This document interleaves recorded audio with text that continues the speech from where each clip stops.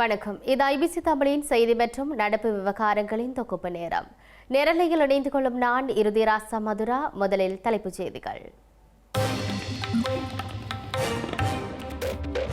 நாட்டை கட்டியெழுப்ப ஆதரவு தாருங்கள். பண்டாரவளையில் ஐக்கிய தேசிய கட்சியின் ஆதரவாளர்களிடம் ரணில் கோரிக்கை. தேர்தல் பிரச்சாரத்திற்காக வடக்கிற்கு பயணம் மேற்கொண்ட சஜித் மத தலைவர்களிடமும் ஆசி பெற்றார். வடக்கில் உள்ள பிரச்சனைகளே தெற்கிலும் உள்ளதாக கூறும் நாமல் ஒற்றையாட்சிக்கு எதிரான கொள்கைகளை வகுக்கப் போவதில்லை எனவும் தெரிவிக்கும். இலங்கை பயணத்தை நிறைவு செய்த அஜித் தோவல் தமிழக ஆளுநருடன் சந்திப்பு. தேசிய பாதுகாப்பு தொடர்பில் ஆலோசனை. ஜெர்மனியில் மீண்டும் கத்திக்குத்து தாக்குதல். பேருந்தில் தாக்குதல் நடத்திய பெண். இனி விரிவான செய்திகள். இலங்கையை கட்டியெழுப்பும் வேலை திட்டத்திற்கு ஆதரவு அளிப்பதற்காக எதிர்வரும் ஜனாதிபதி தேர்தலில் தனக்கு வாக்களிக்குமாறு ஸ்ரீலங்கா ஜனாதிபதி ரணில் விக்ரமசிங்க நாட்டு மக்களை கோரியுள்ளார். இந்த கோரிக்கையை நாட்டை நேசிக்கும் உண்மையான ஐக்கிய தேசிய கட்சியின் ஆதரவாளர்களிடம் கேட்டுக்கொள்வதாக பண்டாரவளையில் நடைபெற்ற இயலும் ஸ்ரீலங்கா வெற்றி பேரணியில் கலந்து கொண்டு தெரிவித்தார். ஐக்கிய மக்கள் சக்தி மற்றும் தேசிய மக்கள் சக்தியின் தேர்தல் விஞ்ஞாபனங்களை ஒப்பிட்டு பார்க்கும்போது செப்டம்பர் 22ஆம் தேதியிலிருந்து தொடர்ச்சியாக நாட்டை முன்னெடுத்து செல்லக்கூடிய வேலை திட்டங்களை தனது தேர்தல் விஞ்ஞாபனம் மட்டுமே கொண்டுள்ளதாக அவர் கூறியுள்ளார். சமுர்த்தியை சீர்குலைப்பதற்காக அன்றி அதனை செயற்திறனூடாக முன்னெடுப்பதற்காகவே எஸ்பிசும வேலை திட்டம் ஆரம்பிக்கப்பட்டது எனவும் அதனால் சமுர்த்தி ஊழியர்கள் பிரச்சனைகளின்றி தமது பணிகளை முன்னெடுக்க முடியும் என்றும் ஜனாதிபதி கூறியுள்ளார். அவர்களின் எதிர்காலத்தை பாதுகாப்பதற்காக அர்ப்பணிப்பதாகவும் அவர் கூறியுள்ளார். வீழ்ச்சியடைந்த நாட்டை மீட்டெடுத்த ஜனாதிபதி ரணில் விக்ரமசிங்கவின் வேலை திட்டத்தை மாற்றினால் முழு நாடும் மீண்டும் வீழ்ச்சியடையும் என ஐக்கிய தேசிய கட்சியின் நாடாளுமன்ற உறுப்பினர் வஜிர அபிவர்த்தன தெரிவித்துள்ளார். எனவே எதிர்வரும் ஜனாதிபதி தேர்தலுக்கான தபால் மூல வாக்களிப்பில் 15 லட்சத்துக்கும் அதிகமான அரசு ஊழியர்கள் சரியான தீர்மானத்தை எடுப்பார்கள் என்றும் அவர் தெரிவித்தார். ரணில் விக்ரமசிங்கவின் அரசியல் அலுவலகத்தில் நடைபெற்ற ஊடகவியலாளர் சந்திப்பில் வஜிர அபிவர்த்தன இதனை குறிப்பிட்டுள்ளார். இலங்கையில் நடைபெறவுள்ள ஜனாதிபதி தேர்தல் மிக முக்கியமான தேர்தலாகும் என்றும் நாட்டை வங்குரோத்து நிலையில் இருந்து மீட்டெடுக்க ஜனாதிபதி ரணில் விக்ரமசிங்க பல சட்ட சீர்திருத்தங்களை மேற்கொண்டதாகவும் வஜிர அபேவர்த்தன கூறினார். யார் கொள்கையை முன்வைத்தாலும் இந்த சட்டங்களின்படியே செய்யப்பட வேண்டுமென்றும் நாணய நிதியத்தின் நிபந்தனைகள் திருத்தப்பட்டாலோ அல்லது மாற்றப்பட்டாலோ முழு நாடும் மீண்டும் வீழ்ச்சியடையும் என்றும் கூறினார். சிலர் திருடர்களை பிடிக்க அதிகாரம் கேட்கும் நிலையில் திருடர்களை பிடிப்பதாக கூறும் எதிர்க்கட்சித் தலைவர்களின் பெயர்கள் அமைச்சர்களின் கணக்காய்வு அறிக்கைகளில் குறிப்பிடப்பட்டுள்ளதாக தெரிவித்தார். இலங்கையின் பொருளாதாரத்தை கட்டியெழுப்பக்கூடிய அனுபவம் ஜனாதிபதி ரணில் விக்ரமசிங்கவிடம் காணப்படுவதனால் நாட்டை அவரிடம் ஒப்படைப்பதே மிகவும் சிறந்தது என நாடாளுமன்ற உறுப்பினர் அங்கஜன் ராமநாதன் குறிப்பிட்டுள்ளார்.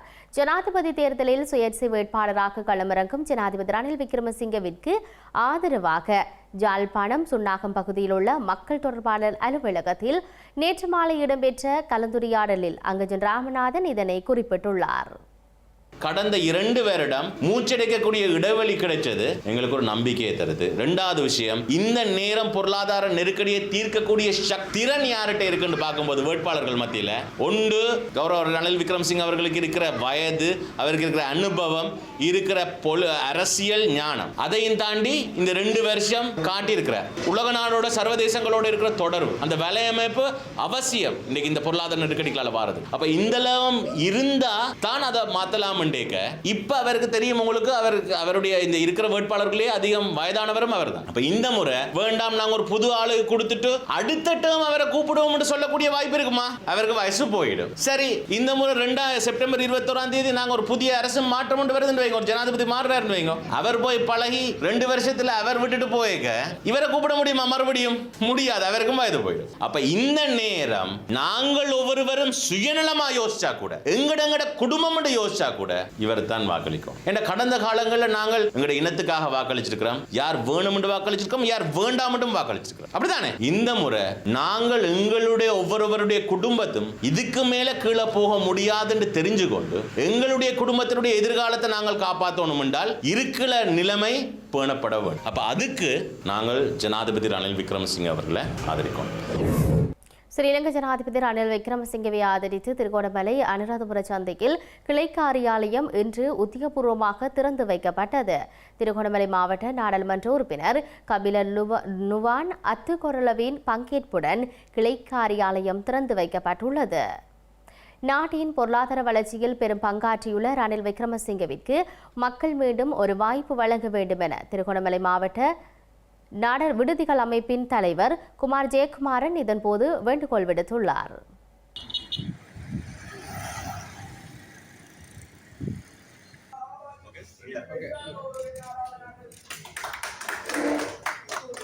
தமிழகாலம் நடந்த பிரச்சனைகளுக்காண்டி இப்போ நீங்கள் பழைய பிரச்சனைகளை பார்த்தீங்கன்னா பெட்ரோல் பிரச்சனை, டாலர் பிரச்சனை, எல்லா பிரச்சனையும் எக்கனாமிக்கலி தமிழகாலம் டவுனாக இருந்ததில் இப்போ கரண்ட்லி இருக்கிற நிலைமையும் ஃபுல்லாக ரணில் விக்ரமசிங்கே அவர்கள் மாற்றி அமைச்சிருக்கிறார். அவர் ப்ரூவ் பண்ணியிருக்கார் சக்ஸஸை. அவரையே திருப்பி நாங்கள் இன்னொரு காலம் அவருக்கு 5 வருஷத்துக்கு இன்னொரு 5 வருஷத்துக்கு கொடுத்து அவருக்கு ஓட் பண்ணி அவரை நாம் திருப்பி கொண்டு வருவோம்ன்ற நம்பிக்கையுடன் நான் இதை செஞ்சு கொண்டிருக்கின்றேன். அதே நேரத்தில் எங்களுக்கு திருவண்ணாமலை மாவட்ட ரீதியில் ஒரு ஒழுங்கான ஒரு தலைமைத்துவம்ன்றது இங்கே பெருசாக இல்லை. அதையும் நாங்கள் முன்னெடுத்து அதை எப்படி அந்த தலைமைத்துவத்தை கொண்டு வர வேண்டுமென்றதை எல்லாரோடையும் ஆலோசித்து இப்போ நாம் இந்த வேலைகளை கொண்டு போய் கொண்டிருக்கின்றோம். இதை எங்கள் தமிழ் மக்கள், முஸ்லீம் மக்கள், சிங்கள மக்கள் எல்லாரும் அதை அறிந்து எங்களுக்கு ரணில் விக்ரமசிங்கே அவர்கள் இந்த எலெக்ஷன்களை வின் பண்ணுறதுக்கு உதவி செய்கிறார்கள். சர்வஜன அதிகார கூட்டணியின் ஜனாதிபதி வேட்பாளர் திலித் ஜெயவீரவின் தேர்தல் விஞ்ஞாபனம் வெளியிட்டு வைக்கப்பட்டுள்ளது. மகிழ்ச்சியான தேசத்தை நோக்கிய மூலோபாய திட்டம் என்ற பெயரில் இந்த தேர்தல் விஞ்ஞாபனம் வெளியிட்டு வைக்கப்பட்டுள்ளது. இந்த தேர்தல் விஞ்ஞாபனமானது மக்களின் ஆலோசனைகளோடு மக்களின் திருத்தத்துக்கு ஏற்ப வெளியிடப்பட்டுள்ளது. ஐக்கிய மக்கள் சக்தியின் ஜனாதிபதி வேட்பாளர் சஜித் பிரேமதாச வடக்கு மாகாணத்துக்கு பயணம் மேற்கொண்டுள்ளார். ஜனாதிபதி தேர்தல் பிரச்சாரத்தை அடிப்படையாக கொண்டு அவர் இன்று யாழ்ப்பாணத்துக்கு பயணம் மேற்கொண்டுள்ளார். ஜனாதிபதி தேர்தல் பிரச்சார நடவடிக்கைகள் நிமித்தம் வடமாகாணத்திற்கு பயணம் மேற்கொண்டுள்ள எதிர்க்கட்சித் தலைவர் சஜித் பிரேமதாச தேர்தல் நடவடிக்கைகளுக்காகவும் ஆட்சிக்கு வந்ததன் பிற்பாடு தமது தேர்தல் விஞ்ஞாபனத்தை வெற்றிகரமாக முன்னெடுப்பதற்கும் ஆசி பெறும் பொருட்டு இன்று காலை யாழ் நல்லூர் கந்தசுவாமி கோவிலுக்கு சென்று வழிபாடுகளில் ஈடுபட்டுள்ளார். அதனைத் தொடர்ந்து எதிர்க்கட்சித் தலைவர் சஜித் பிரேமதாச யாழ் மறைமாவட்ட ஆயர் ஜஸ்டின் பேர்னார்ட் ஞானப்பிரகாசம் ஆண்டையை சந்தித்து ஆசி பெற்றுக் கொண்டார். அத்துடன் யாழ் நாகதீப ரஜமகா விகாரைக்கு சென்று மத வழிபாடுகளில் ஈடுபட்டதுடன் ஆசியும் பெற்றுக் கொண்டுள்ளார். வடக்கில் உள்ள பிரச்சனைகளே தெற்கிலும் உள்ளதாகவும் நாடுகின்ற ரீதியில் சிறந்த தீர்மானத்தை எடுத்தால் வடக்கு மக்களின் பிரச்சனைகளுக்கு தீர்வு கிடைக்கும் என பொதுஜன பெரமுனவின் ஜனாதிபதி வேட்பாளர் நாமல் ராஜபக்ஷ தெரிவித்துள்ளார். நாட்டின் ஒற்றையாட்சிக்கு எதிரான கொள்கையை வகுக்க மாட்டோம் எனவும் பியகம பகுதியில் இடம்பெற்ற தேர்தல் பிரச்சார கூட்டத்தில் அவர் குறிப்பிட்டார். அரசியலமைப்பின் 13வது திருத்தத்தை நடைமுறைப்படுத்துவதாக கூறி பொய்யுரைக்க வேண்டிய தேவை தனக்கு இல்லை என்றும் முடிந்ததை முடியும் எனவும் முடியாததை முடியாதென கூறுவதாகவும் ஜனாதிபதி வேட்பாளர் நாமல் ராஜபக்ச தெரிவித்துள்ளார். நாடு என்ற ரீதியில் சிந்தித்து சிறந்த தீர்மானத்தை எடுத்தால் வடக்கு மக்களின் பிரச்சினைகளுக்கு தீர்வு காண முடியும் என்றும் கூறினார். தேசிய தொழில்துறையை மேம்படுத்துவதற்கு விசேட கவனம் செலுத்துவதுடன் தேசிய உற்பத்தியாளர்கள், முயற்சியாளர்கள் மற்றும் விவசாயிகளுக்கு முன்னுரிமை வழங்கி தேசிய உற்பத்திகளை மேம்படுத்த உள்ளதாகவும் கூறியுள்ளார். எதிர்வரும் 5 ஆண்டுகளில் 10 லட்சம் தொழில் வாய்ப்புகளை அறிமுகப்படுத்த உள்ளதாகவும் அவர் கூறினார். பிரதான ஜனாதிபதி வேட்பாளர்களின் தேர்தல் விஞ்ஞாபனங்கள் ஒருமித்த தன்மையில் உள்ளதாகவும் அதிகார பகிர்வு, தேசிய வளங்களை தனியார் மயப்படுத்தல், இறக்குமதி பொருளாதாரம் ஆகியவற்றை அடிப்படையாக கொண்டுள்ளது எனவும் அவர் தெரிவித்தார். கொழும்பு பாதுகாப்பு மாநாட்டின் உறுப்பு நாடுகளான இலங்கை, இந்தியா, மாலத்தீவு மற்றும் மொரிசியஸ் ஆகிய நாடுகள் கொழும்பு பாதுகாப்பு மாநாட்டு செயலகத்தை நிறுவுவதற்கான சாசனம் மற்றும் புரிந்துணர்வு ஒப்பந்தத்தில் கைச்சாத்திட்டுள்ளன. இந்த ஒப்பந்தத்தினூடாக பிராந்தியத்தில் ஏற்படும் வெளிப்புற தாக்கங்களை எதிர்கொள்வதன் முக்கியத்துவம் வலியுறுத்தப்படுகின்றது என இலங்கையின் தேசிய பாதுகாப்பு தொடர்பான ஜனாதிபதியின் சிரேஷ்ட ஆலோசகர் சாகல ரத்நாயக்க கூறினார். இந்திய தேசிய பாதுகாப்பு ஆலோசகர் அஜித் டோவல், மாலைதீவு தேசிய பாதுகாப்பு ஆலோசகர் லெப்டினன்ட் கர்னல் இப்ராஹிம் லத்தீப், இலங்கைக்கான மொரிஷியஸ் உயர் ஸ்தானிகர் ஹேமன் டோயல் திலிம் மற்றும் இலங்கையின் தேசிய பாதுகாப்பு தொடர்பான ஜனாதிபதியின் சிரேஷ்ட ஆலோசகர் சாகல ரட்நாயக்க ஆகியோர் உறுப்பு நாடுகளின் சார்பாக ஒப்பந்தங்களில் கையெழுத்திட்டனர். இதன்போது கருத்து தெரிவித்த தேசிய பாதுகாப்பு தொடர்பான ஜனாதிபதியின் சிரேஷ்ட ஆலோசகரும் ஜனாதிபதி பணிக்குழாம் பிரதானியுமான சாகல ரட்நாயக்க, தொழில்நுட்ப முன்னேற்றங்களினால் ஏற்படும் உள்ளக சவால்கள் மற்றும் அவ்வாறான நிலைமைகள் மேம்படுத்தப்படுவதை நிர்வகித்தல் என்பன தேசிய பாதுகாப்பின் எல்லைக்குள் அடங்குவதாக கூறினார். கருத்து சுதந்திரம் ஒரு அடிப்படை உரிமையாக இருந்தாலும் தற்போதைய எண்ணியல் யுகத்தில் அதன் எதிர்மறையான விளைவுகளை நிர்வகிப்பதற்கு அரசாங்கங்கள் நடைமுறை சாத்தியமாக செயற்பட வேண்டுமென சாகல ரட்நாயக்க மேலும் சுட்டிக்காட்டினார். கடல் பாதுகாப்பு, பயங்கரவாதம் மற்றும் தீவிரவாதத்தை எதிர்த்தல், கடத்தல் மற்றும் நாடு கடந்த ஒழுங்கமைக்கப்பட்ட குற்றங்களை எதிர்த்து போராடுதல், இணையவழி பாதுகாப்பு மற்றும் முக்கியமான உட்கட்டமைப்பு தொழில்நுட்பத்தை பாதுகாத்தல் மற்றும் மனிதாபிமான உதவி, அனர்த்த நிவாரணம் ஆகிய 5 தூண்களில் கொழும்பு பாதுகாப்பு மாநாடு செயற்படுகிறது என்று தெரிவித்தார். இந்த ஒப்பந்தத்தினூடாக பொதுவான மூலோபாய நோக்கு உறுதிப்படுத்தப்படுகின்றது என்றும் பிராந்தியத்தில் ஏற்படும் வெளிப்புற தாக்கங்களை எதிர்கொள்வதன் முக்கியத்துவம் வலியுறுத்தப்படுகிறது என்றும் அவர் கூறினார். வேகமாக மாறிவரும் அச்சுறுத்தல்களின் உலகில் பிராந்திய கூட்டு முயற்சிகளை வலுப்படுத்துதல், உளவு தகவல் பரிமாற்றம் மற்றும் கூட்டுறவு உத்திகளை மேம்படுத்துதல் ஆகியவற்றில் கவனம் செலுத்த வேண்டும் என்றும் கூறினார். இலங்கையில் ஜனாதிபதி தேர்தல் தொடர்பிலான முறைப்பாடுகள் 1482 அதிகரித்துள்ளதாக ஸ்ரீலங்கா தேர்தல்கள் ஆணைக்குழு தெரிவித்துள்ளது. அதன்படி ஜூலை 31ஆம் தேதி முதல் நேற்று வரை 1419 முறைப்பாடுகள் தேர்தல் சட்ட விதிமீறல்களுடன் தொடர்புடையது எனவும் தேர்தல் ஆணைக்குழு மேலும் தெரிவித்துள்ளது. இலங்கையில் ஜனாதிபதி தேர்தல் நடைபெறுவதற்கு ஒரு சில வாரங்களே உள்ள நிலையில் நாளாந்தம் பதிவாகும் தேர்தல் முறைப்பாடுகளின் எண்ணிக்கை அதிகரித்து வருகின்றது. இதற்கமைய ஸ்ரீலங்கா ஜனாதிபதி தேர்தல் தொடர்பில் தேர்தல்கள் ஆணைக்குழுவின் முறைப்பாட்டு முகாமைத்துவ மையத்திற்கு 612 முறைப்பாடுகளும், மாவட்ட முறைப்பாட்டு முகாமைத்துவ நிலையங்களுக்கு 807 முறைப்பாடுகளும் கிடைக்கப்பெற்றுள்ளன. அத்துடன் வன்முறை சம்பவம் தொடர்பில் 7 முறைப்பாடுகளும், வேறு சம்பவங்கள் தொடர்பில் 56 முறைப்பாடுகளும் கிடைக்கப்பெற்றுள்ளன.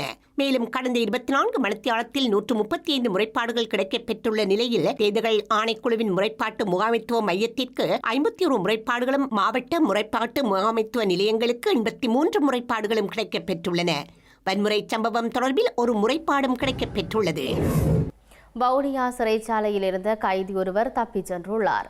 போதைப்பொருள் தொடர்பான குற்றச்சாட்டின் கீழ் சிறை தண்டனை பெற்று வந்த கைதியை நேற்றைய தினம் தப்பிச் சென்றுள்ளார். வவுனியா சிறைச்சாலையில் வேலையில் ஈடுபட்டிருந்த போது 28 வயதுடைய தரிது மனுசிங்க என்ற கைதியே தப்பியோடியுள்ளார்.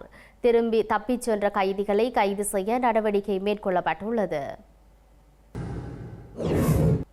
இந்தியாவின் தேசிய பாதுகாப்பு ஆலோசகர் அஜித் தோவால் தமிழக ஆளுநர் RN ரவியை சந்தித்து கலந்துரையாடியுள்ளார். இலங்கை பயணத்தை நிறைவு செய்து ஆளுநர் RN ரவியுடன் மேற்கொண்டுள்ள இந்த சந்திப்பு முக்கியத்துவம் வாய்ந்ததாக கருதப்படுகின்றது. இலங்கை பயணத்தை நிறைவு செய்து தமிழகத்தை சென்றடைந்துள்ள தேசிய பாதுகாப்பு ஆலோசகர் அஜித் தோவால் கிண்டியில் உள்ள ராஜ்பவனில் ஆளுநர் RN ரவியை சந்தித்து பேச்சு நடத்தியுள்ளார். தேசிய பாதுகாப்பு ஆலோசகர் அஜித் தோவலை வரவேற்று கவர்னர் RN ரவி தேசிய பாதுகாப்பு தொடர்பான பிரச்சினைகள் குறித்து ஆலோசனை மேற்கொண்டுள்ளார். இந்திய பெருங்கடல் பகுதியில் கடல்சார் பாதுகாப்பு குறித்து ஆலோசிப்பதற்காக கொழும்பு பாதுகாப்பு மாநாடு இலங்கை தலைநகர் கொழும்பில் நேற்று நடைபெற்றிருந்தது. இதில் இந்தியா, இலங்கை, மாலைதீவு மற்றும் மொரீசியஸ் நாடுகளின் தேசிய பாதுகாப்பு ஆலோசகர்கள், துணை ஆலோசகர்கள் பங்கேற்றனர். செசல்ஸ் நாடுகளை சேர்ந்த பிரதிநிதிகள் பார்வையாளராக பங்கேற்றனர். இந்த நிலையில் இலங்கையில் ஜனாதிபதி தேர்தல் இடம்பெறவுள்ள நிலையில் பாதுகாப்பு மாநாட்டில் பங்கேற்று தேசிய பாதுகாப்பு ஆலோசகர் அஜித் தோவல் பிரதான வேட்பாளர்களை சந்தித்து கலந்துரையாடியுள்ளார். இதன்போது எதிர்வரும் தேர்தல் ஊடாக யார் ஆட்சிக்கு வந்தாலும் இந்தியாவுடனான தற்போதைய கொள்கைகள் தொடரும் வகையிலான உறுதிமொழிகளும் பெறப்பட்டிருந்தன. இவ்வாறான நிலையில் இன்று தமிழகத்தை சென்றடைந்த அஜித் தோவல் தமிழக ஆளுநருடன் பேச்சு நடத்தியுள்ளமை முக்கியத்துவம் வாய்ந்ததாக நோக்கப்படுகின்றது. மரியாதை நிமித்தமான சந்திப்பாக கூறப்பட்டாலும் தமிழ்நாட்டின் பாதுகாப்பு குறித்து முக்கியத்துவம் வாய்ந்த கருத்துக்கள் பரிமாறப்பட்டிருக்கலாம் என கூறப்படுகின்றது. இந்த சந்திப்பின் போது தேசிய பாதுகாப்பு தொடர்பான பிரச்சினைகள் குறித்து விரிவான மற்றும் பயனுள்ள ஆலோசனைகள் மேற்கொள்ளப்பட்டதாக தமிழக ஆளுநர் மாளிகை தெரிவித்துள்ளது. ஜெர்மனியின் மேற்கு பகுதியில் உள்ள சீஜன் நகரில் மேற்கொள்ளப்பட்ட கத்திக்குத்து தாக்குதலில் 6 பேர் காயமடைந்துள்ளனர். பேருந்து ஒன்றில் பயணித்த பெண் ஒருவரே இந்த தாக்குதலை நடத்தியுள்ளார். ஜெர்மனியின் சோலிங்கன் நகரில் கடந்த வாரம் நடத்தப்பட்ட கத்திக்குத்து தாக்குதலில் 3 உயிரிழந்த நிலையில் மீண்டும் நேற்றைய தினம் சீஜன் நகரில் கத்திக்குத்து தாக்குதல் நடத்தப்பட்டுள்ளது. பேருந்தில் பயணித்த பயணிகள் மீது நடத்தப்பட்ட தாக்குதலில் 6 பேர் காயமடைந்துள்ளனர். சம்பவம் இடம்பெற்ற போது பேருந்தில் 40 பயணிகள் பயணித்துள்ளதாக அதிகாரிகள் தெரிவித்துள்ளனர். தாக்குதலில் காயமடைந்த 6 பேரில் 3 ஆபத்தான நிலையில் உள்ளதாக கூறப்படுகின்றது. தாக்குதல் சம்பவம் தொடர்பாக 32 வயதுடைய ஜெர்மனிய பெண் ஒருவர் கைது செய்யப்பட்டுள்ளார். தாக்குதலுக்கான காரணம் தொடர்பில் விசாரணைகளை மேற்கொண்டு வரும் காவல்துறையினர் இது ஒரு பயங்கரவாத தாக்குதலுடன் தொடர்புபடவில்லை என தெரிவித்துள்ளனர். செய்திகளின் நிறைவாக மீண்டும் தலைப்புச் செய்திகள். நாட்டை கட்டியெழுப்ப ஆதரவு தாருங்கள்.